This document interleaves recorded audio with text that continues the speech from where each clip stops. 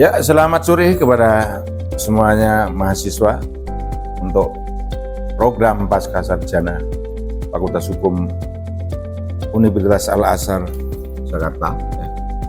Jadi pada hari ini saya akan memulai kuliah dengan mata kuliah yang saya ampu pada hari ini. Adalah tindak lanjut dari perkuliahan yang sebelumnya. Perkenalkan bahwa saya selaku dosen, kalau namanya harus diperkenalkan ya, saya adalah Dr. Sadino SHMH. Saya dosen di Universitas Al-Azhar Indonesia. Pada hari ini saya adalah mengampu hukum agraria dan sumber daya alam, di mana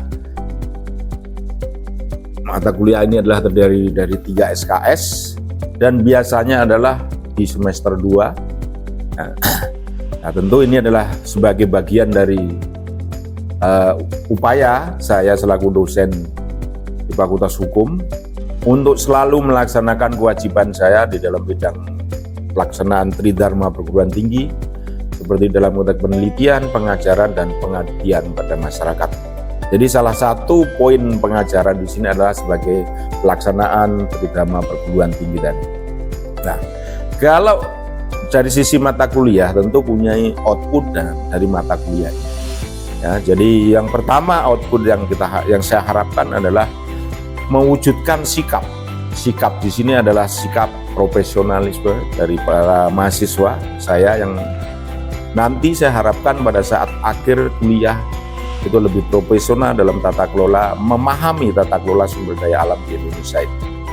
Terus juga keterampilan khususnya adalah pada saat sekarang ini adalah pilihan di dalam konteks sumber daya alam agraria itu belum menjadi fokus, kebanyakan tidak menjadi khusus. Makanya harapan saya adalah keterampilan khusus dalam bidang agraria dan sumber daya alam ini akan menjadi pilihan dari mahasiswa setelah nanti selesai.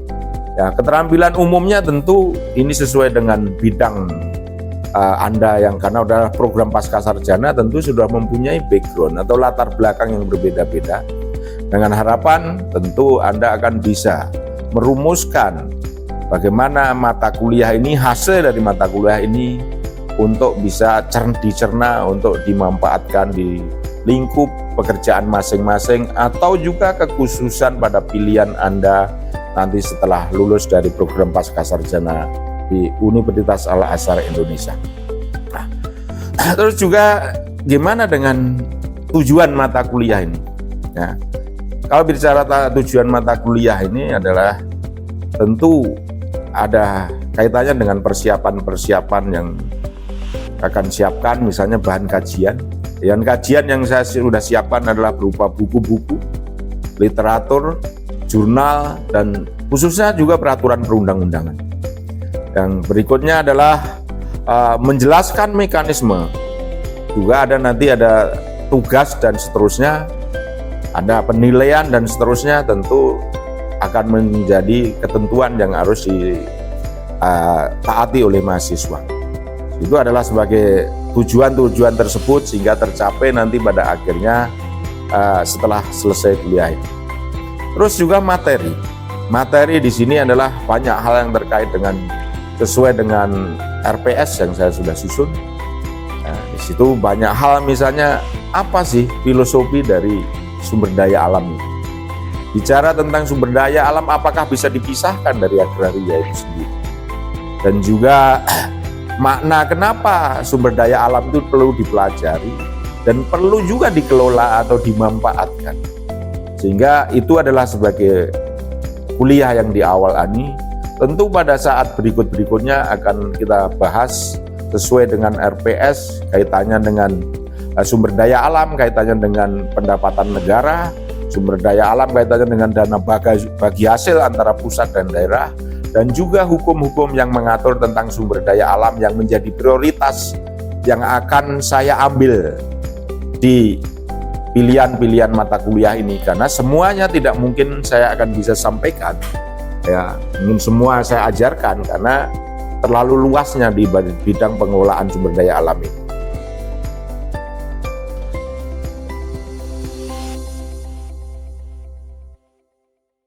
materi yang akan saya sampaikan pada hari ini kepada kalian mahasiswa tentu secara sepintas menuju bagaimana konstitusi mengatur itu. Ada beberapa hal menuju ke sana, tentu apa sih yang dimaksud dengan sumber daya alam itu.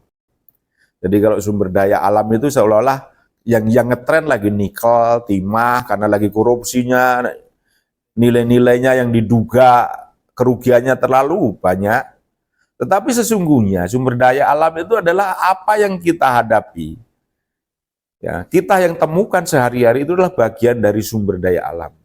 Apalagi agraria, kita berbicara tanah di sekitar kampus ini, bangunannya itu semua terkait dengan agraria.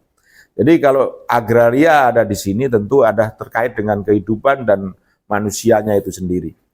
Nah, kalau nanti kita berbicara berikutnya adalah pengertian apa sih sumber daya alam, yaitu oleh Surya Negara, oleh Walter Isaak, J.A.K. Tilly, ada Valentin Jackson Chapman, sudah di slides yang saya sampaikan nanti, itu berbagai pengertian yang bisa didefinisikan, yang kita bisa ambil dari berbagai literatur tadi. Cuman problemnya di sini adalah kita bisa sarikan bahwa yang terkait dengan sumber daya alam adalah pasti terkait dengan pengelolaannya, pemanfaatannya, yang disediakan oleh Tuhan, bisa tanah, bisa batu, bisa air, bisa udara, bisa angin, dan seterusnya.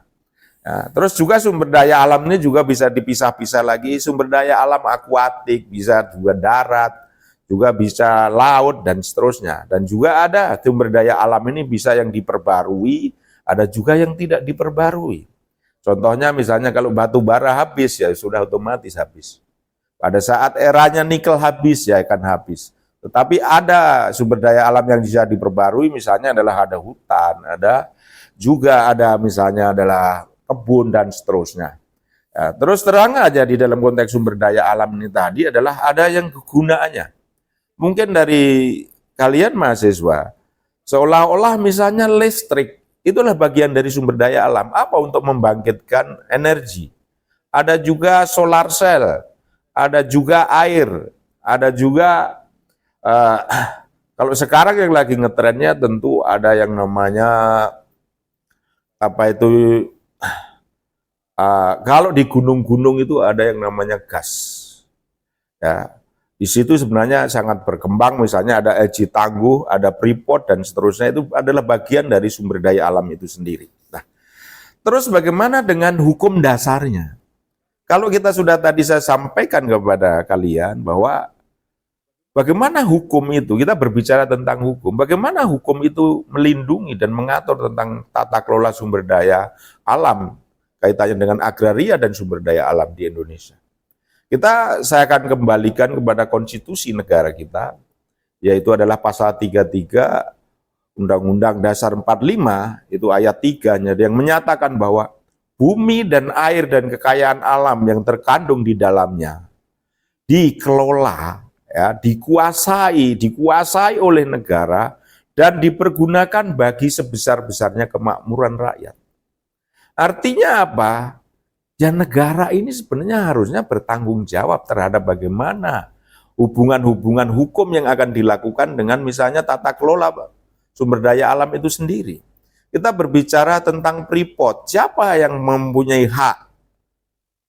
Siapa yang bisa memberikan hak untuk mengelola itu?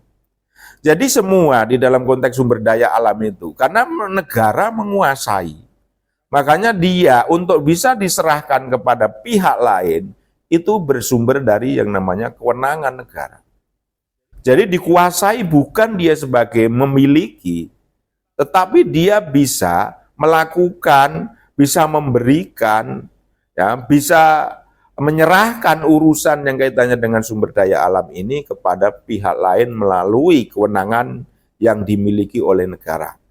Ya, jadi kalau ada pertanyaan pada saat kuliah ini adalah, apakah tata kelola agraria dan sumber daya alam yang saat ini terjadi sudah sesuai dengan amanat konstitusi dari Undang-Undang Dasar 45 atau belum? Nah, tentu ini adalah jawabannya adalah sangat dalam. Tentu semuanya ini tergantung bagaimana Anda mempunyai experience terhadap pemahaman tentang agraria dan sumber daya alam itu sendiri. Karena nanti, tadi saya sampaikan tentu di dalam bidang ini adalah ada masing-masing kewenangan karena konstitusi ini diberikan di dalam bentuk peraturan perundang-undangan. Makanya kalau kita belajar hukum agraria dan sumber daya alam, kita tidak bisa terlepas dari konstitusi dan undang-undang yang di bawahnya yang mengatur itu. Misalnya tentang undang-undang tentang UUPA, yaitu sampai sekarang masih berlaku, Undang-Undang nomor 5 tahun 60, ya, itu tinggalan dari zaman Pak Insinyur Soekarno. Dan juga ada undang-undang tentang kehutanan. Itu Undang-Undang nomor 5 tahun 67 yang diganti dengan Undang-Undang 41 tahun 99 tentang kehutanan. Dan juga tentu ada undang-undang mengenai pertambangan. Itu dulu adalah Undang-Undang 11 tahun 67 dan sudah diperbarui tentang undang-undang itu tetap menjadi Minerba, Undang-Undang Migas yang tahunnya terpisah-pisah. Nah, tujuannya apa ke situ? Itu tadi adalah mendelegasikan negara kepada pemerintah dalam hal ini yang dipegang oleh masing-masing kementerian dalam bentuk peraturan perundang-undangan. Makanya tadi kalau kita berbicara perikanan ada undang-undang perikanan, ada undang-undang kelautan. Kalau kita berbicara tentang energi sumber daya mineral ada undang-undang Minerba. Itulah sebenarnya bentuk dari kekuasaan negara atau kewenangan negara yang diatur di dalam pasal 33 ayat 3 Undang-Undang Dasar 45 tadi. Nah, kalau tadi adalah ada pertanyaan apakah sudah sesuai? Ini mari kita kaji lebih mendalam bagaimana mata kuliah yang berikutnya. Terima kasih. Bismillahirrahmanirrahim. Assalamualaikum warahmatullahi wabarakatuh. Waalaikumsalam warahmatullahi wabarakatuh. Ya, mudah-mudahan kalian pada keadaan sehat. Amin. Dan tentu mudah-mudahan kuliah pada hari ini, meskipun malam hari, sisa-sisa tenaga, Anda tetap semangat. Pada hari ini adalah kalau hukum agraria dan sumber daya alam, makanya fokusnya sekarang hukum sumber daya alam. Jadi dalam konteks sumber daya alam ini tentu apa sih yang kita perlukan? Ya. Dari sisi itu, kenapa sih ada regulasi yang harus mengatur? Nah, jadi dalam filosofinya, dalam konteks hukum sumber daya alam itu tentu, sumber daya alam itu sudah ada. Alam sudah menyediakan berbagai bentuk jenis. Jadi nanti kalau Anda berbicara sumber daya alam itu tidak hanya timah, tidak hanya nikel, tidak hanya batu bara, tidak hanya perkebunan, tidak hanya kehutanan. Tetapi sesungguhnya sumber daya alam itu semua lingkup yang ada di dalam kehidupan ini. Mungkin ada hal-hal yang ingin ditanyakan, silahkan. Boleh, Prof. Ya. Saya sepakat dengan Prof tadi kan, terkait sumber daya alam ini merupakan anugerah yang diberikan Tuhan. Akan tetapi di sini sungguh ironis ketika negara pada saat yang seharusnya menjalankan konstitusi, bagaimana sumber daya alam ini adalah dipergunakan untuk kemakmuran rakyat gitu kan. Akan tetapi nyatanya Indonesia yang dulu pernah dikenal sebagai negara agraris, 2022 tercatat bahwa Indonesia sampai melakukan impor beras sekitar 300.000 ton. Artinya 3 juta ton itu benar. Terkait hal itu menjadi pertanyaan besar gitu. Negara agraris yang begitu ironis, sementara kebutuhan beras untuk rakyat sendiri itu masih melakukan impor dari Vietnam. Apakah tindakan negara yang harus dilakukan ketika Indonesia yang begitu kaya akan sumber daya alam, nyatanya tidak mempergunakan sebesar-besarnya hal itu untuk kemakmuran rakyat? Mohon izin, Prof. Terima kasih. Jadi tadi sudah saya singgung, Iman. Kita itu negara, setiap pemimpin yang baru selalu menjanjikan kita akan swasembada. Ya, swasembada beras. Tadi contohnya beras. Tapi yang dijanjikan adalah swasembada gula, swasembada kedelai, swasembada bawang putih, bawang merah. Tetapi memang pemilih Indonesia itu orangnya nerimo. Jadi kalau dijanjikan yang tidak ada realisasi, tetap aja nggak menuntut apa yang dijanjikan. Lah akhirnya itu begitu tadi menjawab pertanyaan itu. Orang Indonesia itu mudah lupa, kan gitu. Jadi akhirnya yang dijanjikan swasembada tadi itu ya janji tinggal janji. Padahal kalau kita kembali kepada konstitusi kita, negara kita itu negara agraris. Tapi ironi yang negara agraris ini, dulu itu sudah terwujud. Dulu kita pengekspor rempah-rempah nomor 1 di dunia. Makanya kita adalah 350 tahun dijajah oleh Belanda. Kita adalah pengekspor gula, tapi sekarang kita adalah pengimpor. Gula itu kita kalah dengan yang namanya Thailand. Thailand itu gula sudah surplus, dia ekspor, bahkan dia menjadi bahan pengganti migas. Dia jadi biofuel. Dia menggunakan BBM itu sudah dari tebu. Nah, di Indonesia ini, makanya sampai sekarang, kok belum bisa menemukan pemimpin yang komitmen itu yang kuat. Padahal konstitusi kita memang sudah mengatur tentang itu. Sebenarnya melindungi. Ya. Jadi kalau tadi misalnya ada janji tadi yang tidak terpenuhi, ya kita kadang tidak bisa berbuat apa-apa. Nanti alasan bangsa ini kadang sekarang pemimpinnya juga pinter ngeles gitu loh. Saya tidak bisa memenuhi janji saya tidak bisa swadaya karena apa? Karena kemarin katanya karena COVID. Kan gitu ya. Menurut karena COVID jadi program kita ini nggak jalan ini. Uang kita kesedot ke situ. Saya bilang, apa iya? Karena COVID itu sesungguhnya kan malah nggak ada urusannya dengan di sawah. Orang dia jarang ketemu sama orang, dia jarang tatap muka. Yang kena COVID karena orang yang sering ketemu di perkotaan ini, dia mondar-mandir, ketemu orang baru, ketemu orang yang dari luar. Kalau orang di dalam sana ngapain? Nah, begitu juga tentang persediaan waduk. Waduk yang dijanjikan oleh pemerintah terpilih tahun 10 tahun lalu katanya membangun waduk untuk irigasi sehingga kita terjadi swasembada. Waduknya sekarang kemana? Kok di mana-mana masih banjir? Berarti waduknya nggak nyedot kan? Nggak cukup kan? Nah, mari kita bertanya pada rumput yang bergoyang kalau udah begitu. Nah, ini menjadi problem kita. Tapi katakan janji ini terlalu mudah di Indonesia itu janji. Apalagi sekarang misalnya janji makan gratis, tahu-tahu direvisi, makan gizi. Tapi besok makannya nggak ada. Tahun 2009 baru ada ya kan? Nah ini tadi untuk menjawab pertanyaan Anda. Memang ini adalah karena komitmen. Komitmen di Indonesia adalah pemimpin tertinggi. Kalau pemimpin tertinggi tidak bisa membawa gerbang ini kepada yang lebih baik, kita berharap pada rakyat rasanya sulit. Rakyat mungkin bisa mandiri, tapi mandiri tentu kan harus butuh penggerak. Contoh yang baik adalah contoh yang diberikan oleh pemimpin tertinggi. Nah, contoh kan kalau kebetulan saya adalah bidang hukum ya, saya ditanya di mana-mana, Pak gimana tentang penegakan hukum di Indonesia? Saya katakan penegakan hukum di Indonesia benar-benar di titik nadir. Karena apa?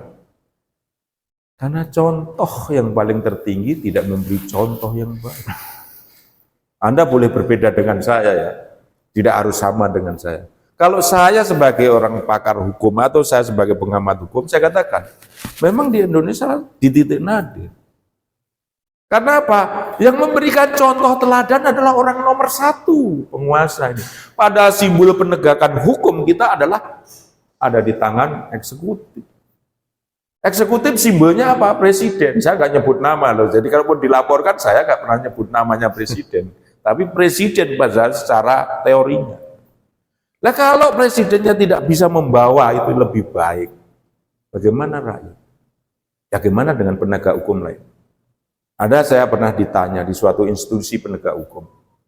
Saya katakan, karena saya keahliannya adalah bidang sumber daya alam, berada hal tertentu bidang perkebunan, saya ditanya sama penyidik.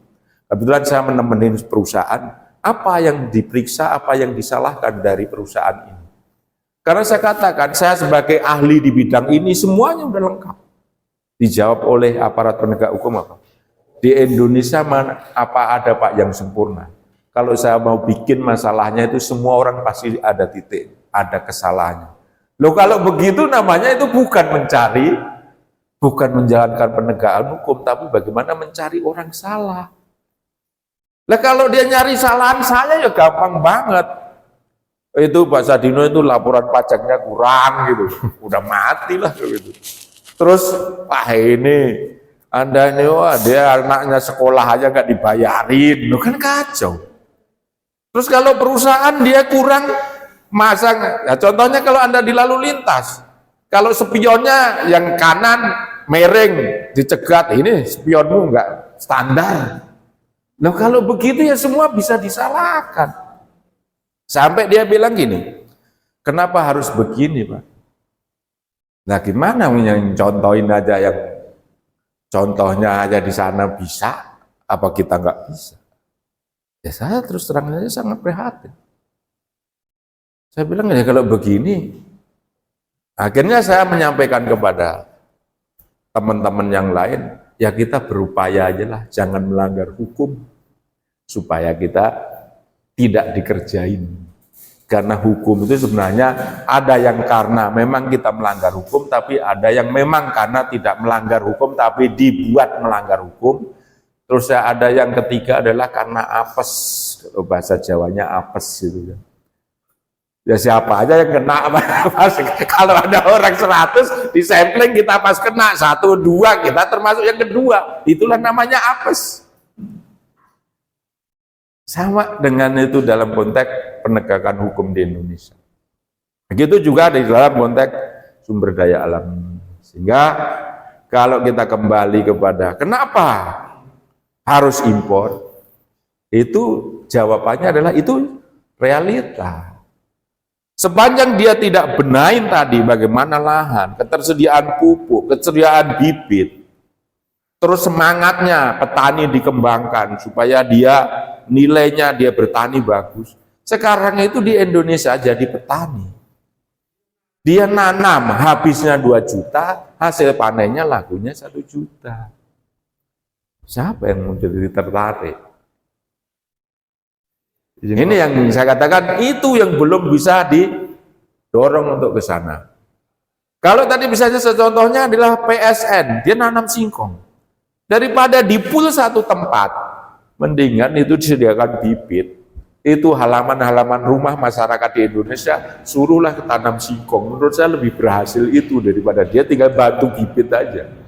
Daripada di pool ternyata malah gagal. Sehingga kalau kita katakan harus banyak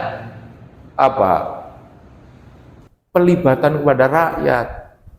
Kalau hanya dari proyek tadi, itu rakyat nggak dapat proyek. Siapa pengelolanya? Kan itu masalahnya. Gitu.